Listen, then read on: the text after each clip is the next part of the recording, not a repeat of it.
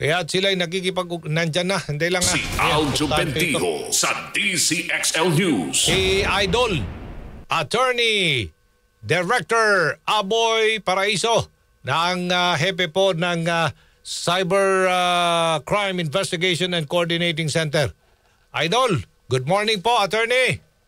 Good morning po, Sir Aljo, sa inyo mga taga-subaybay, taga-panood, taga-makinig. Magandang umaga po. Opo, Executive Director Paraiso, sir. Ang dami na pala nito. Illegal ang mga online gambling sites na naipasara na ninyo. Ano po detalye nito, Attorney?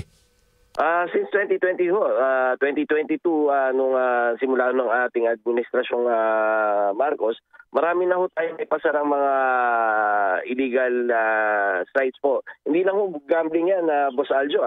Kasama dyan yung ibang mga scam sites, at saka yung iba't ibang mga nagkakos ng online harms. Kasama na dyan yung controversial na sabong site, yung mga pogo sites, yan. Kasama na around more than 8,000 na po yan.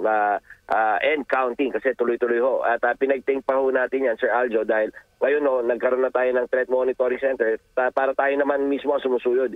Hindi na tayo nakadepende do sa sumbong ng ating mga kababayan at saka sa mga namomonitor ho ng iba't ibang mga regulatory agencies natin. Talagang tayo actively sinusuyod na rin natin yan. Pati pala illegal recruitment sites, andyan din online? Nako. Oo, andyan na rin ho. Kaya nga ho, may pending at pinag-uusapan tayong memorandum of agreement with the Department of Migrant Workers para talagang masugpo at matigilan na itong mga illegal online recruitment sites na una to. Kayo, kumusta naman ang inyong pakikipag-ugnayan sa iba't ibang ahensya ng gobyerno at ano mga agency ito, Director Paraiso, para tuluyang labanan natin ang illegal na mga online gambling? Ako pinagpala siguro, Sir Aljo, na nung pagkaupo ko, marami kaagad ang nakipag-partner sa atin. Hindi lang ahensya ng gobyerno, nandyan ho ang PAGCOR, PCSO, DMW, andyan ho ang BSP, ang AMLAC, at samot-sari pa para ho dumalo at makisa do sa Threat Monitoring Center natin para ho dire-diretso yung pagsuyod natin sa mga online harms natin.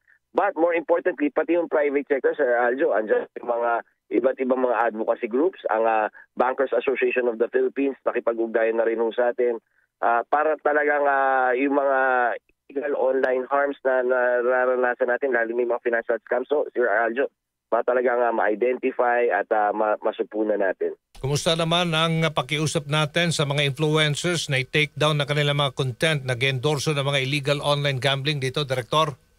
Ako, alam niyo, Sir Aljo, nung una maganda yung reception nila. 80% of them nung at tumaas yung bilang na tinigil na yung mga pag-i-endorso ng mga illegal online gambling sites. Although may mga nakikita-kita pa rin tayo na nagmamatigas, yun naman ang talagang hindi na tayo makikiusap, Sir Aljo. Talagang action na kaagad na natin to.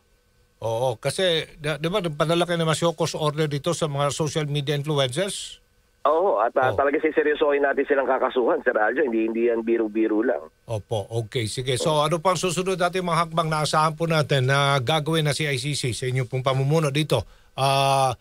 ASEC Paraiso, Director, para mapigilan na natin ito pong mga illegal na mga scam sites na ito hanggang ngayon. Patago pa rin nag-ooperate. Tayo tuloy-tuloy ang pakikipag-ugnayan, pakikipag-coordinate natin with the law enforcement agencies, at saka yung mga iba't ibang mga ahensya ng pamahalaan. Lahat ito, mamaya atin doon tayo ng mga hearings para maipaibot sa ating mga mambabatas, yung mga not only our accomplishments, Sir Aljo, but more importantly, mga challenges natin para talagang mapunuan yung mga gaps natin when it comes to detection and apprehension of these, yung mga gumagawa ng mga online harms na to. Okay. Maraming salamat, Attorney Renato Aboy Paraiso, CICC Executive Director. Good morning po. Maraming salamat, Idol. Thank you po. Yes, Idol. Thank you. Good morning.